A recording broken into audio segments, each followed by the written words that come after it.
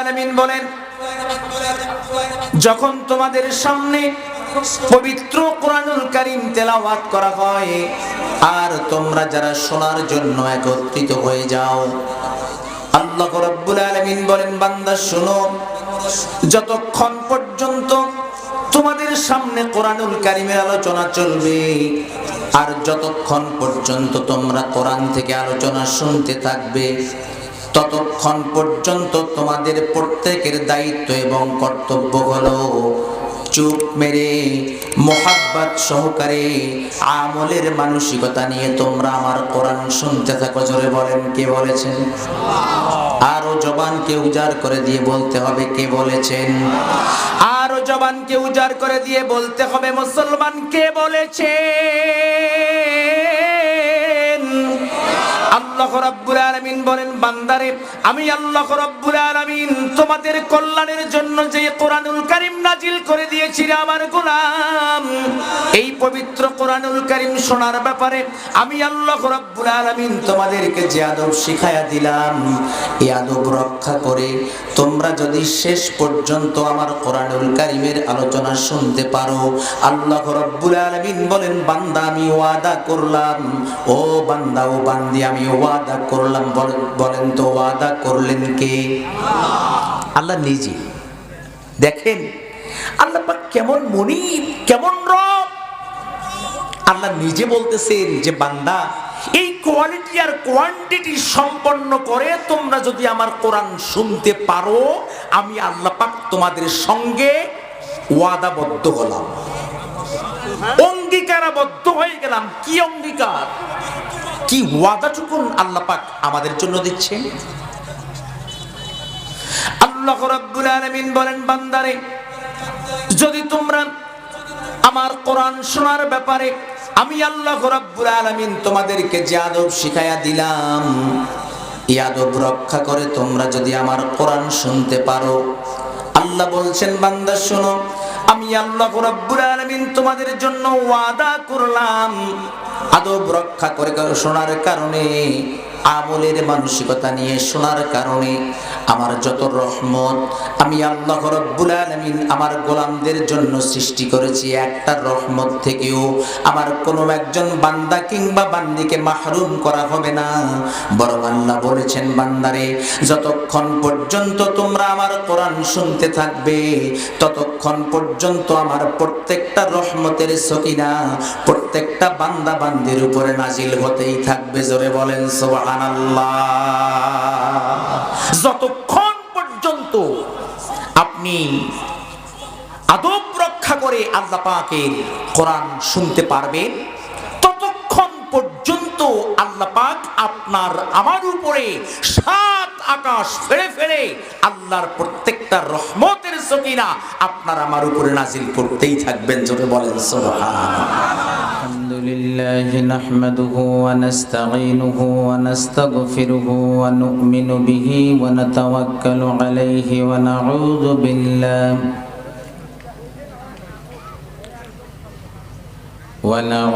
بالله من شرور أنفسنا ومن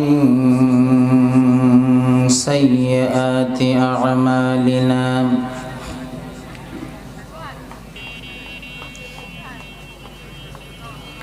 من يهده الله فلا مضل له ومن يضلله فلا هادي له.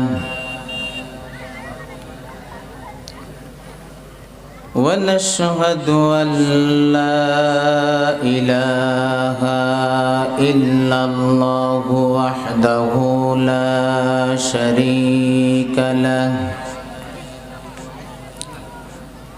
ونشهد أن سيدنا ونبينا وشفيعنا وحبيبنا وحبيب أرواحنا ومولانا محمدا عبده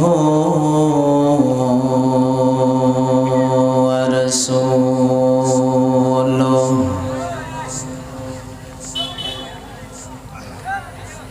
الذي أرسله بالحق بشيرا ونذيرا وداعيا إلى الله بإذنه وسراجا وقمرا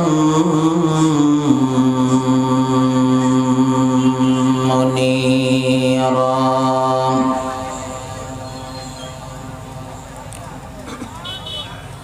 أما بعد فقد قال الله تعالى في كلامه المجيد وفرقانه الحميد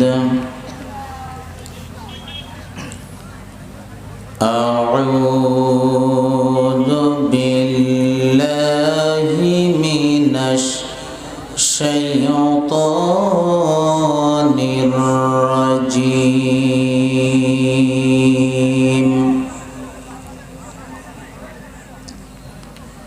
بسم الله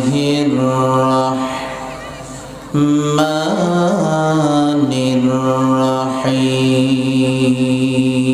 الرحيم كل من عليها فان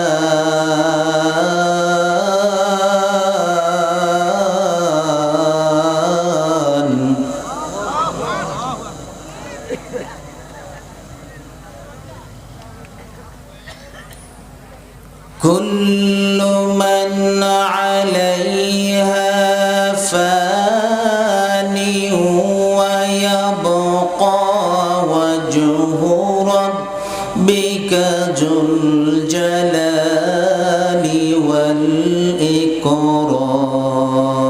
والإكرام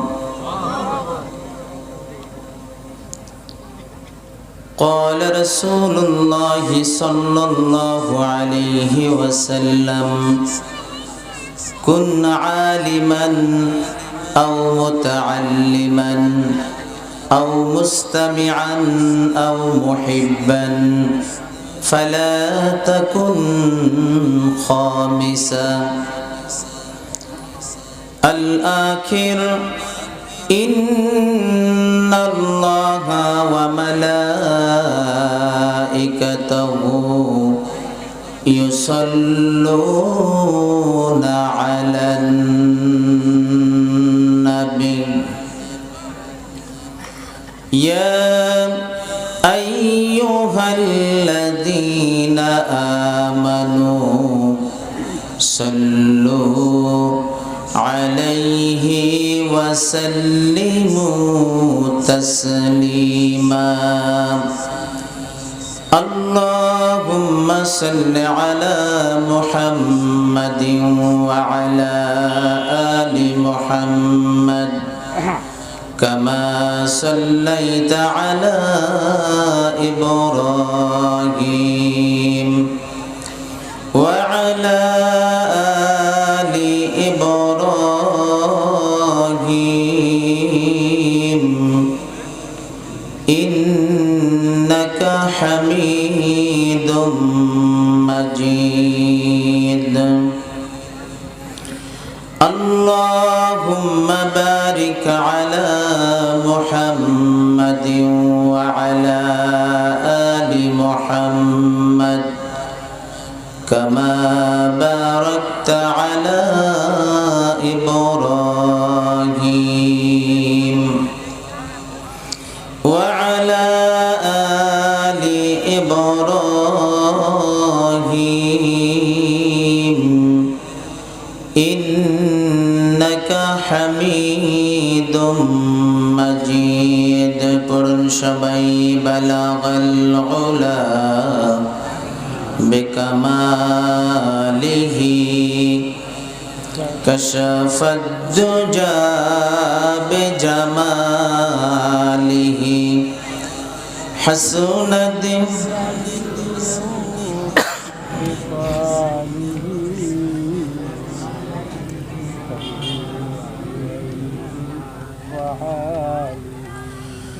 यही हम सब मुसाफिर हैं, वही आखिर ठिकाना।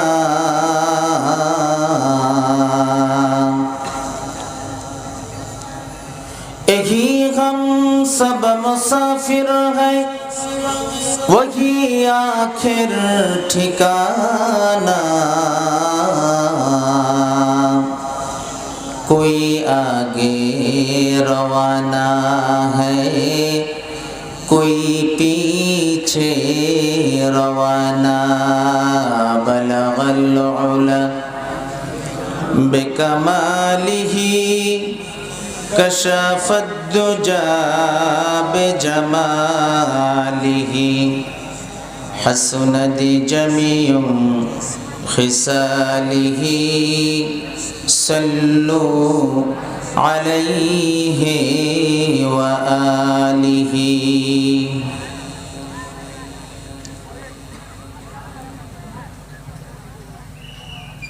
मुअज्जज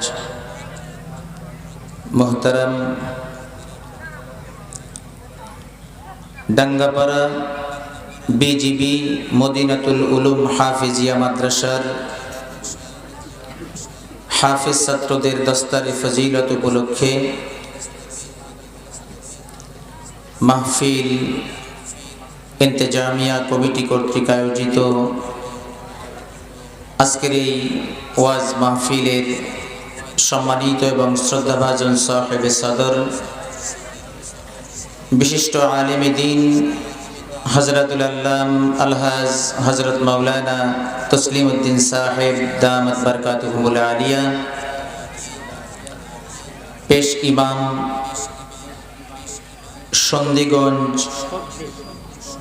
শব্দিগঞ্জ ঈদগাহ ময়দান, সে সঙ্গে উপস্থিত রয়েছেন আজকের মাহফিলের সম্মানিত প্রধান অতিথি, বিশিষ্ট সমাজসেবক রাজনীতিবিদ জনাব মোহাম্মদ আব্দুর রাজ্জাক সাহেব, গোসাইগঞ্জ বাজার।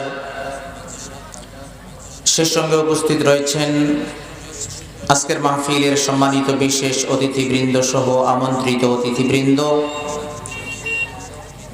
আরও উপস্থিত রয়েছেন আজকের মাহফিলের সম্মানিত বিশেষ আলোচক, বিশিষ্ট আলিমে দ্বীন হযরত মাওলানা ইকরামুল হক সাহেব দামাত বরকাতুহুল আলিয়া, ইমাম ও খতিব বাইদুস সালাত জামে মসজিদ গাজীপুর, মুহাদ্দিস খাদিমুল ইসলাম মাদ্রাসা মিরপুর ঢাকা। সেই সঙ্গে উপস্থিত রয়েছেন আজকের মাহফিলের সম্মানিত আরও একজন দ্বিতীয় বিশেষ আলোচক, বিশিষ্ট আলিমে দ্বীন, যিনি আমার পূর্বে আলোচনা পেশ করেছেন আপনাদের সামনে, এই মাহফিলকে অলঙ্কৃত করেছেন হযরতুল আল্লাম আলহাজ হযরত মাওলানা মুহাম্মদ শফিকুল ইসলাম সাহেব দামাত বরকাতুহুল আলিয়া, খাদিমুল ইসলাম মাদ্রাসা মিরপুর 10 ঢাকা। মঞ্চে উপবিষ্ট উলামায়ে কেরাম, আমার সামনে বসা দিনদার ইমানদার মুসলমান ভাইয়েরা, সেই সঙ্গে পর্দার অন্তরালের সতী সাধবী অবলা সরলা সর্বগুণে গুণান্বিতা আমার মা এবং বোনেরা, সকলের প্রতি আবারও আমার সশ্রদ্ধ সালাম। আসসালামু আলাইকুম ওয়া রাহমাতুল্লাহি ওয়া বারাকাতুহু।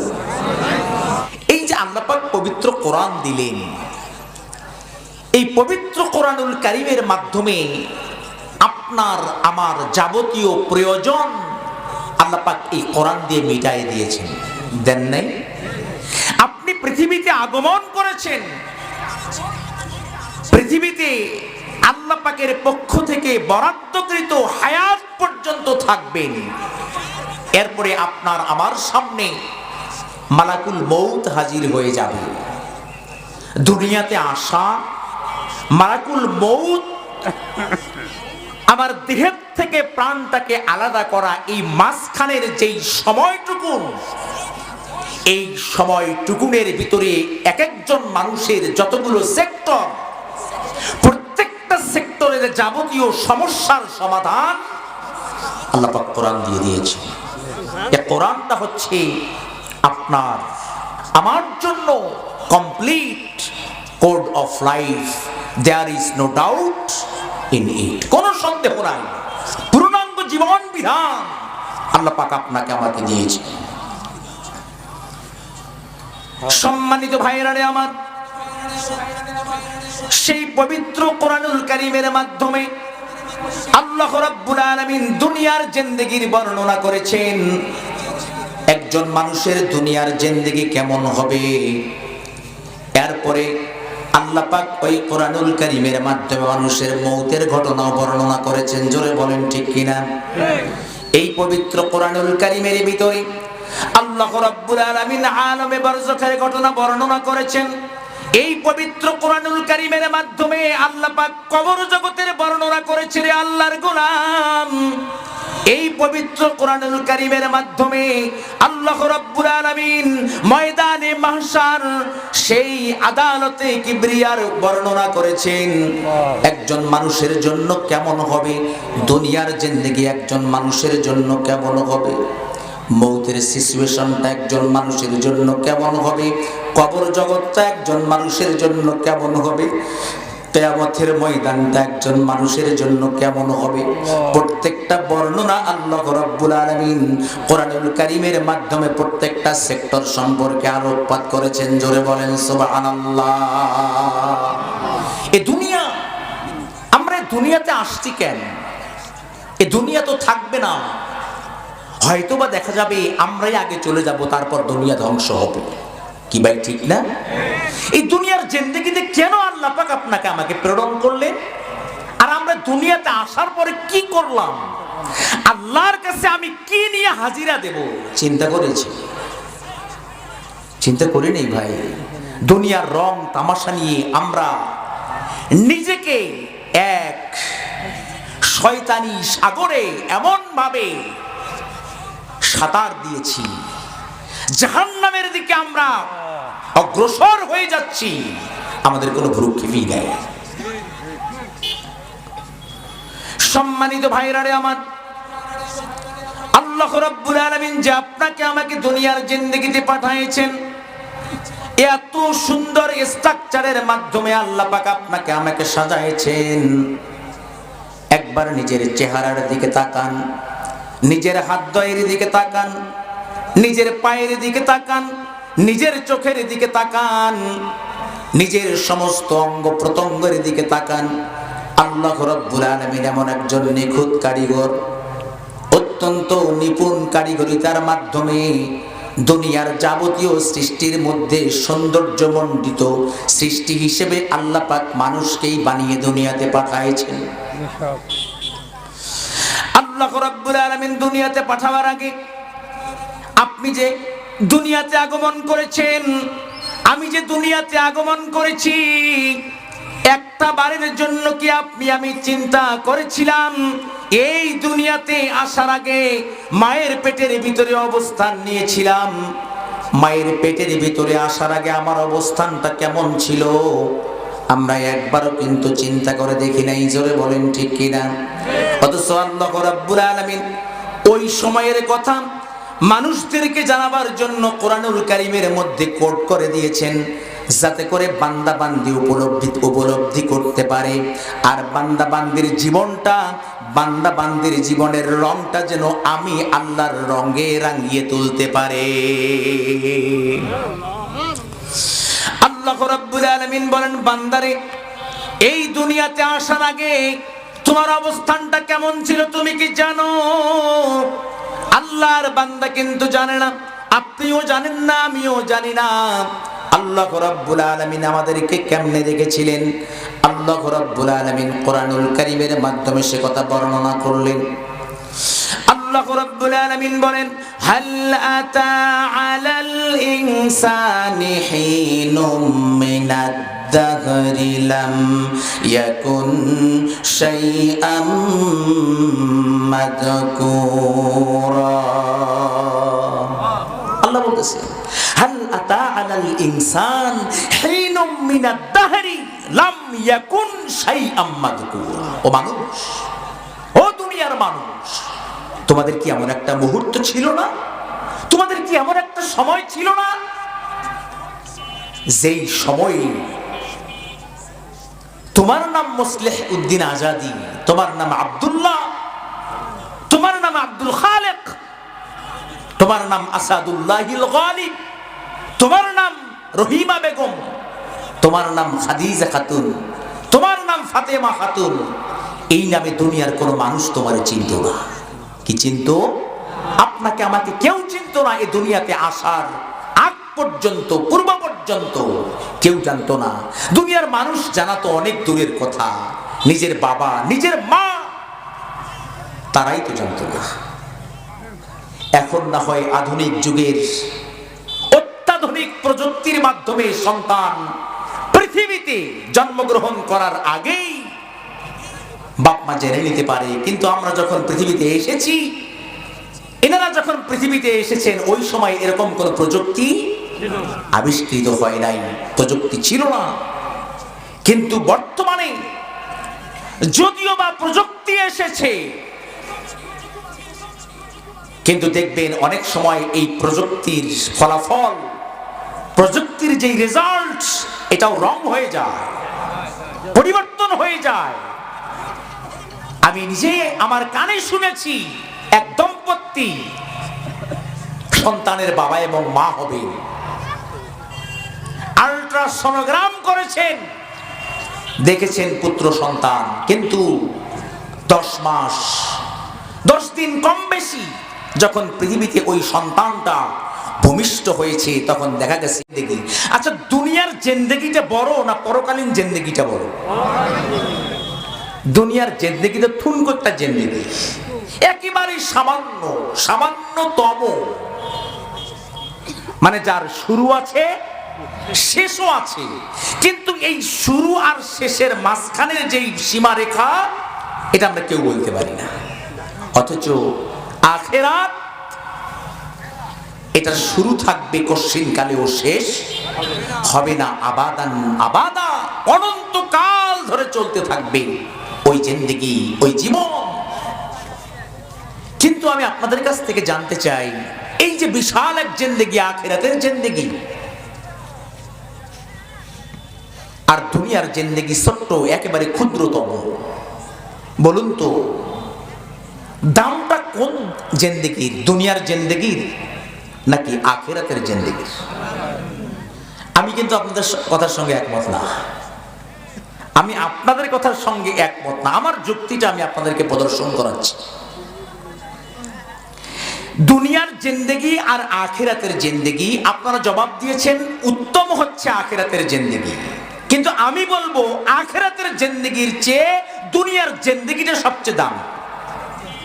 কেমনে? আখিরাতের জিন্দেগিতে আপনি সুখ, স্বাচ্ছন্দ্য, শান্তিময় জীবন যদি পেতে চান, ওই জীবন গঠন করতে হবে আপনাকে দুনিয়াতে, ওই যোগ্যতা অর্জন করতে হবে আপনাকে দুনিয়াতে, নয়তোবা জাহান্নামের অতল গহ্বরে আল্লাহ পাক নিক্ষেপ করবে। কি করবেন না? দুনিয়ার যা কামাই করবেন, দুনিয়াতে যা অর্জন করবেন, কিয়ামতের ময়দানে এই অর্জনের উপর ভিত্তি করে আল্লাহ পাক আপনাকে আমাকে প্রতিদান দেবেন। তাহলে দামি কোন জিন্দেগি? আপনি দুনিয়ার জিন্দেগিতে আসছেন, যত রকমের আকাম কুকাম আছে সব আপনি করেছেন, ভালো কাজের ধার ধারেন নাই। আরে আপনার কিসের আখিরাতের জিন্দেগি? ভালো জিন্দেগি আপনার তো জিন্দেগি নেই, আপনার জিন্দেগি তো একে তামা তামা, অঙ্গার হয়ে যাবে জিন্দেগি, জাহান্নামের দগ্ধ লেলিহান শিখায় আপনাকে আমাকে পুড়িয়ে নিষ্পেষিত করা হবে। জীবন আর শেষ করা হবে না, মৃত্যু আর কখনো আসবে না, আবাদান আবাদা, অনন্তকাল ধরে সেই জাহান্নামের আগুনে লেলিহান শিখায় আপনাকে আমাকে জ্বলতে হবে। সুতরাং এই দুনিয়াতে আমাকে প্রস্তুতি গ্রহণ করতে হবে, আমি কি করব, পরকালীন জিন্দেগিটা আমার জন্য কেমন চাইব, সেই ব্যবস্থা এ দুনিয়াতে আপনাকে আমাকে গ্রহণ করতে হবে। সম্মানিত ভাইরা রে আমার, দুনিয়ার জিন্দেগি যদি আপনার জন্য ভালো হয়ে যায়, এই দুনিয়ার জিন্দেগির ভিতরে আপনি যদি আল্লাহ পাকের সন্তুষ্টি অর্জন করতে পারেন, আল্লাহর নবী বলেছেন, যেই ব্যক্তি দুনিয়ার জিন্দেগিতে তার জীবদ্দশায় একমাত্র আল্লাহ এবং তার রাসূলের সন্তুষ্টির জন্য সমস্ত কর্ম সম্পাদন করতে পেরেছে, আল্লাহর নবী বলেছেন ওই আল্লাহর বান্দার মৌতটা এমন হবে, দুনিয়াতে সুন্দরভাবে চলাফেরা করার কারণে আল্লাহ রাব্বুল আলামিন তার মৌতটা দিবেন অত্যন্ত মর্যাদাপূর্ণ মৌত। আপনি আমল করবেন এ দুনিয়াতে, যদি আপনি সঠিকভাবে কোরআন এবং হাদিস মুআফিক, শরিয়া মুআফিক যদি আপনি আপনার জীবনকে পরিচালিত করতে পারেন, তাহলেই আল্লাহ পাক আপনার মৌতটাকে দামি মৌত হিসাবে মর্যাদার উচ্চ শিখর পর্যন্ত পৌঁছায় দিবেন। আল্লাহর নবী বলেন, শুনেন, আল্লাহর নবী বলেন, যেই ব্যক্তি দুনিয়ার জিন্দেগির মৌতটা যেই ব্যক্তির জন্য উত্তম হবে, দুনিয়ার জিন্দেগির মৌতটা যার জন্য ভালো হয়ে যাবে, মৌতটা যদি ভালো হয়ে যায়, আল্লাহর নবী বলেন তাকে যখন কবরে রাখা হবে, ওই কবরের ভিতরে কোন রকমের আযাব, কোন রকমের গজব দেওয়া হবে না। আল্লাহর নবী বলেন, যার মৌতটা ভালো হবে তার কবরের ভিতরে আল্লাহ রাব্বুল আলামিন জান্নাতের গালিচা বিছায় দিবে। মৃত্যু যদি ভালো হয় তাহলে জান্নাতের গালিচা, জান্নাতের টুকরা, কবরটা হবে একটা জান্নাতের টুকরা। এই কবরে ওই মুমিন বান্দা, এই যে তাকে শোয়ায়ে রাখা হবে আর ঘুম পাড়ায় দেওয়া হবে, কেমন ঘুম, মনে হয় যেন এমন দুলহানের এমন ঘুম ধরেছে, তাকে আর ডাকা হবে না একেবারেই। কিয়ামতের দিন কুল্লু মান আলাইহা ফান, যেই দিন এ দুনিয়াটা ধ্বংস করা হবে, কিয়ামত দিবস প্রতিষ্ঠিত হবে, ওই কঠিন কিয়ামতের ময়দানে আল্লাহ পাক একবারই তাকে উঠাবেন। জোরে বলেন সুবহানাল্লাহ। সম্মানিত ভাইরা রে আমার, যেই দুনিয়া নিয়ে আমরা মত্ত হয়ে গিয়েছি, যেই দুনিয়ার মোহে পড়ে আমরা আমাদের জীবনকে শেষ করেছি, এই দুনিয়া কিন্তু একদিন থাকবে না, দুনিয়া একদিন ধ্বংস হবে। আমরাও কিন্তু দুনিয়ার জিন্দেগিতে থাকতে পারবো না। দুনিয়া ধ্বংস হওয়ার সময়, ওই সময় যত মানুষ পৃথিবীতে থাকবে, এই মানুষগুলোকেও ধ্বংস করা হবে। জোরে বলেন ঠিক কিনা? আল্লাহ রাব্বুল আলামিন বলেন, কুল্লু মান আলাইহা ফান, দুনিয়ার সব কিছুকে ধ্বংস করা হবে, এমন কোন বিষয় দুনিয়াতে থাকবে না। ওয়ায়াবকা ওয়াজহু রাব্বিকা যুল জালালি ওয়াল ইকরাম, সেই দিন একমাত্র থাকবেন আমার মালিক। বলুন তো আপনার আমার মালিক কে? আল্লাহ। ওই দিন আল্লাহ ছাড়া আর কেউ থাকবে না, কেউ থাকবে না। আল্লাহর নবী হাদিসের মধ্যে বর্ণনা করেছেন, যখন দুনিয়া ধ্বংস করা হবে, এই দুনিয়ার জিন্দেগি ধ্বংস করার জন্য যখন বাঁশিতে ফুৎকার দেওয়া হবে, সিংগায় ফুৎকার বাড়া হবে, এই সিংগার আওয়াজটা এত প্রখর হবে, এত কঠিন হবে, এত যন্ত্রণাদায়ক হবে। আল্লাহর নবী বলেছেন, আল্লাহ রাব্বুল আলামিন কোরআনুল কারীমের ভিতরেও বর্ণনা করেছেন, দুনিয়া ধ্বংস হওয়ার মুহূর্তটা একজন মানুষের জন্য কেমন হবে। নবী বলেন, যখন সিংগায় ফুৎকার দেওয়া হবে, এই ফুৎকার দেওয়ার সঙ্গে সঙ্গে দুনিয়ার সমস্ত কিছু তুলার মতো উঠতে থাকবে। সম্মানিত ভাইরা রে আমার, শুধুমাত্র তুলার মতো উড়বে না, যেই সমস্ত নারী দুনিয়ার জিন্দেগিতে সন্তান ধারণ করে, এই সন্তান ধারণ করা অবস্থায় দুনিয়া যদি ধ্বংস হয়ে যায়, তাহলে সন্তান ধারণ করা অবস্থায় যখন উঠবে, সিংহার এই হুঙ্কারের কারণে, সিংহারে এই আওয়াজের কারণে এত প্রকম্পিত হয়ে যাবে যে তাদের পেটের সন্তানগুলো গলে গলে ঝুপঝুপ করে মাটির মধ্যে পড়তে থাকবে। সম্মানিত ভাইরা রে আমার, দুনিয়া ধ্বংস হওয়ার কথা আপাতত বাদ দিলাম, মানুষের যে মৃত্যু আসবে, আপনিও মরবেন, আমিও মরব, আপনাকেও দুনিয়ার মায়া ত্যাগ করে চলে যেতে হবে, আমাকেও দুনিয়ার মায়া ত্যাগ করে চলে যেতে হবে। কিন্তু একটি বারের জন্য কি চিন্তা করেছি যে মৃত্যু অবশ্যম্ভাবী, মৃত্যু আমাকে ঘিরে ফেলবে, এই মৃত্যুর থেকে পালাবার কোনো রাস্তা কোনো মানুষ আজ পর্যন্ত খুঁজে পায় নাই। এই মৃত্যুর থেকে পালাবার রাস্তা আমরা যারা আছি, আমরা কেউ কিন্তু এখন পর্যন্ত আবিষ্কার করতে পারি নাই। কিয়ামতের পূর্ব মুহূর্ত পর্যন্ত যত মানুষ পৃথিবীতে আসবে, কোন মানুষ মৃত্যুর থেকে বাঁচবার জন্য কোনো পদ্ধতি আবিষ্কার করতে পারবে না, কারণ এই মৃত্যুর থেকে পালাবার কোন রাস্তা আল্লাহ পাক খোলা রাখেন নাই। আল্লামা ইকবাল রহমতুল্লাহি আলাইহি, কবি সম্রাট, কত সুন্দর করে সতর্ক বার্তা দিয়েছেন। আল্লামা ইকবাল রহমতুল্লাহি আলাইহি বলেন, আগা হাত মে মৌত সে কোই বশর नहीं, আগা হাত মে মৌত সে कोई बशर नहीं, ज़ामन से बरस का है पल की खबर नहीं।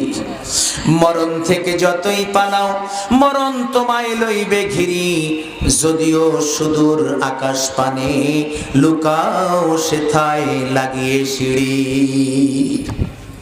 যেখানেই পালাবার বন্দোবস্ত করুক না কেন, মৃত্যু অবশ্যম্ভাবী, অবশ্যই মৃত্যু আপনাকে আমাকে প্রত্যেকটা মানুষকে গ্রাস করবে। জোরে বলেন ঠিক কিনা?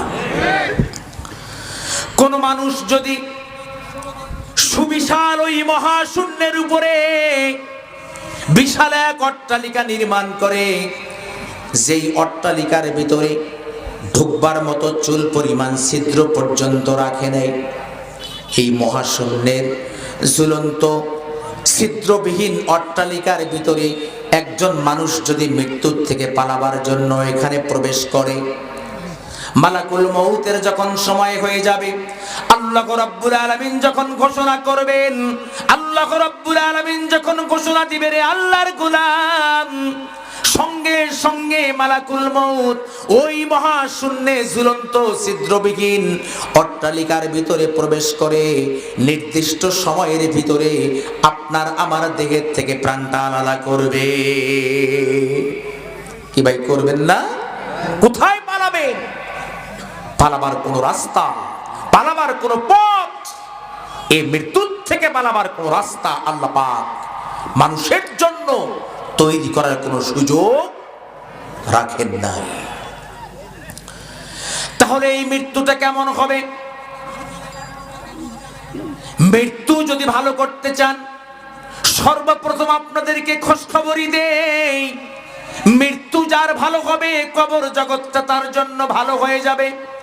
কবর জগৎ যার ভালো হয়ে যাবে, মালিক সন্তান, ঠিক কিনা? আচ্ছা বলুন তো, এই চার রকমের সন্তানের বাবা মা হওয়ার উপায়, সহজ উপায় সবার জন্য কি খোলা? সবাই কি আমরা শহীদের বাপ মা হতে পারবো? সবাই কি আমরা নাবালেগ সন্তান নাবালেগ অবস্থায় মৃত্যুবরণ করবে এই সৌভাগ্যতা অর্জন করতে পারবো? সবাই কি আমরা প্রতিবন্ধী সন্তানের বাপ মা হওয়ার সৌভাগ্যতা অর্জন করতে পারবো? আর হাফেজে কোরআন চাইলেই পারবো, চাইলেই পারবো। আপনার আমার জন্য বিনা হিসেবে জান্নাত পাওয়ার একটাই রাস্তা খোলা আল্লাহ পাক রেখেছেন, সেটা হলো হাফেজে কোরআন। এখনো সময় আছে। সন্তানদের ছেলেদেরকে, ছেলেকে, মেয়েকে, নাতিকে, নাতনিকে আগে হাফেজে কোরআন বানান, কোরআন শিখান। এই সন্তান কিয়ামতের ময়দানে আপনাকে নাজাত দিয়ে জান্নাতের মেহমান বানায় দিবেন। আমরা অনেক সময় শুনি না যে একজন হাফেজে কোরআন 10 জনকে জান্নাতে নিয়ে যাবে। কি ভাই, 1 নম্বরে কে, 2 নম্বরে? আরে আপনাদের তো ধারণাই ভুল। আরে বাপ মা তো স্পেশাল কোয়ালিটিতে জান্নাতে যাবে। বাপ এবং মা এই সন্তানকে হাফেজে কোরআন বানার কারণে আল্লাহ পাক স্পেশাল ভাবে বিনা হিসাবে আল্লাহর জান্নাতের পুরস্কারে পুরস্কৃত করবে। বাপ মায়ের পরে যাদের স্থান, তাদের মধ্য থেকে যারা জাহান্নামী হবে, তাদের মধ্য থেকে যারা জাহান্নামী হবে, এই সমস্ত জাহান্নামীদের মধ্য থেকে একজন হাফেজে কোরআন 10 জন এই জাহান্নামীকে জাহান্নাম থেকে উঠায় নিয়ে জান্নাতে নিয়ে যাবে। আরেকটা খুশখবরই দেই, সন্তানকে হাফেজে কোরআন বানাইছেন, হাফেজে কোরআন বানার পরে ইউনিভার্সিটিতে দিয়েছেন, কোনো লাভ নেই। পাওয়ার যদি ইয়াদ রাখতে পারে তাহলে পাওয়ার হচ্ছে 10 জন। কিন্তু আপনার সন্তানকে যদি আপনি হাফেজে কোরআন বানানোর পরে হক্কানি আলেম বানাইতে পারেন, হাফেজে কোরআনের জন্য 10 জন, আর হক্কানি আলেম হওয়ার কারণে আরো 70 জনকে জাহান্নামীকে জান্নাতে নিয়ে যাওয়ার সৌভাগ্য তার জন্য। কিন্তু আমরা দুনিয়া নিয়ে মত্ত হয়েছি। কি ভাই, ঠিক না? আমরা দুনিয়া নিয়ে মত্ত হয়েছি, দুনিয়ার মোহে আমরা এমন ভাবে পড়ছি, দুনিয়া ছাড়া কিচ্ছু ভালো লাগে না। আপনারা অনেকে জানেন 2007 সালে একটা বিসিএস পরীক্ষা হয়েছিল, যারা শিক্ষিত তারা জানেন কি কেউ? 27তম বিসিএস। এই 27তম বিসিএস এ আমি বিসিএস প্রশাসনিক ক্যাডারে টিকেছি। 17 বছর মামলা চলার পরে এই 24 সালের পরে, অর্থাৎ এই 25 সালের শুরুর দিকে মামলার রায় পেয়েছি। অনেকেই আমাকে বলতেছে, হুজুর আপনার যাওয়া দরকার, ওই জায়গায় আপনাকে থাকা দরকার, প্রশাসনিক ক্যাডারে থাকবেন। প্রশাসনিক ক্যাডার হলো সর্বপ্রথম এসিল্যান্ড, এরপরে হলো ম্যাজিস্ট্রেট, তারপরে ইওনো, এরপরে এডিসি, তারপরে ডিসি, এরপরে সচিব। কিন্তু আমার দিল কোনো ক্রমেই রায় দেয় না, কিন্তু সবাই বলতেছে জান আমাদের অলরেডি আমাদের মানে স্বাস্থ্য পরীক্ষা এবং পুলিশ ভেরিফিকেশন শুরু হয়ে গেছে প্রায় শেষের দিকে। সন্তানদেরকে শুধুমাত্র, আর অথচ এমন কিছু পরিবার আছে, এমন কিছু বাপ মা আছে, তাদেরকে টাকারই দরকার। কি ঠিক না? আমি অনেক চিন্তা করেছি, যদি আমি ওই চাকরিতে যোগদান করি, এমনও আমার হতে পারে, আমার দিল বলতেছে, কারণ ওই স্থানে যোগদান করলে পরে আমাকে এই ময়দান ছাড়তে হবে। এমনও হতে পারে যে ওই চাকরিতে যেই বেতনটা আমাকে দেওয়া হবে, ওই বেতনে আমার পক্ষে চলা অসম্ভব হতে পারে। এ কারণে কিন্তু আমি এখন পর্যন্ত সিদ্ধান্তহীনতায় ভুগতেছি, যাব কি যাব না। ওখানকার সময় অনেকে বলে যে অনেক সম্মান, আপনি এই প্রশাসনিক ক্যাডারে থাকবেন, আপনাকে সম্মান দেওয়া হবে।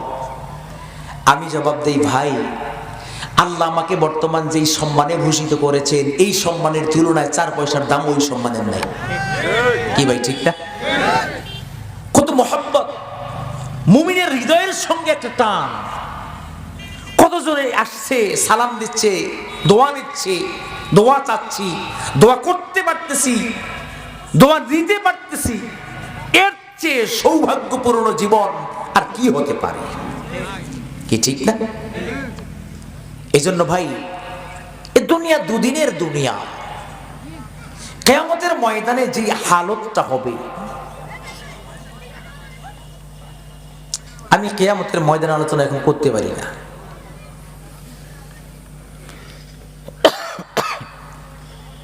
আপনারা কিয়ামতের ময়দানের দৃশ্যগুলো পড়েন, কোরআন এবং হাদিস তালাশ করেন, কিয়ামতের দিন কি ভয়াবহ পরিস্থিতিটা হবে, পারবেন? সহ্য করতে পারবেন? একটু চিন্তা করেন, তারপরে জীবনকে সাজান।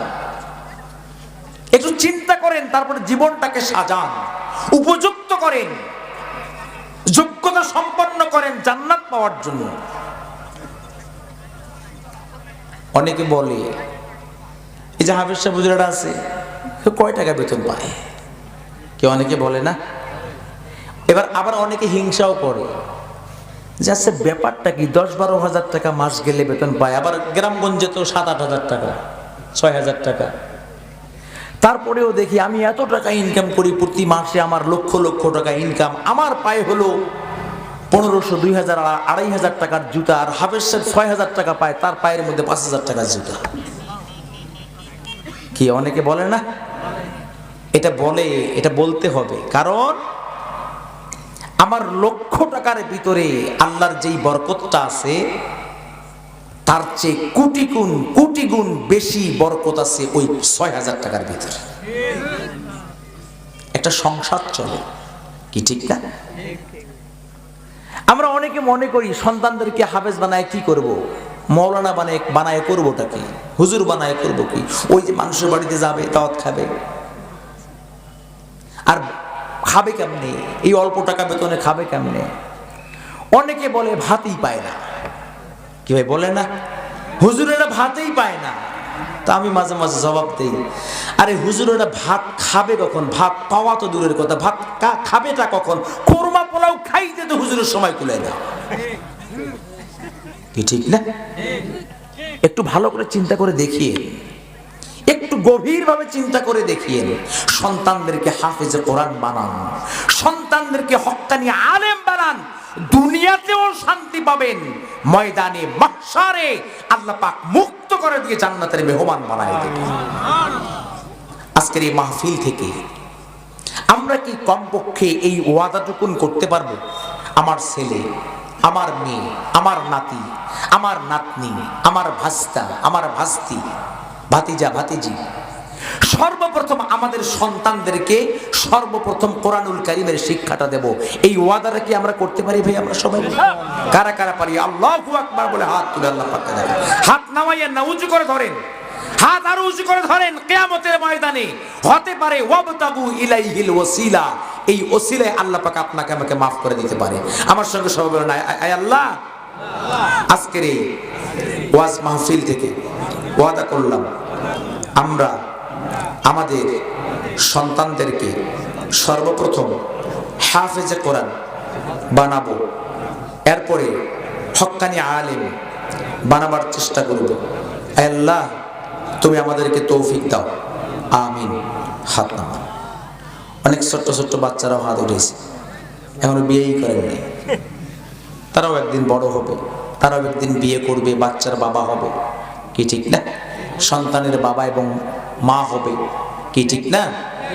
আল্লাহ পাক সেই দিন সন্তানের বাবা যেদিন হবেন, সন্তানের মা যেদিন হবেন, সেই দিন যেন আজকের এই দৃশ্যের কথা স্মরণ করায় দেয়, তাদের সন্তানদেরকেও যেন সর্বপ্রথম কোরআনের হাফেজ বানাতে পারে এবং হক্কানি আলেম হওয়ার তৌফিক দান করে। সকলে বলি আল্লাহুম্মা আমিন। ওয়া আখিরু দাওয়ানা আনিল হামদুলিল্লাহি রাব্বিল আলামিন। আমার শারীরিক অবস্থাটা একটু লাজুক, আজকে প্রায় 15-20 দিন থেকে খুব কাশিতে ভুগতেছি, বুক জাম আর কাশি, এই জন্য লম্বা করলাম না। আল্লাহ পাক আমাদের সকলকে তৌফিক দান করুক, সকলে কবুল করুক। সকলে বলি আল্লাহুম্মা আমিন।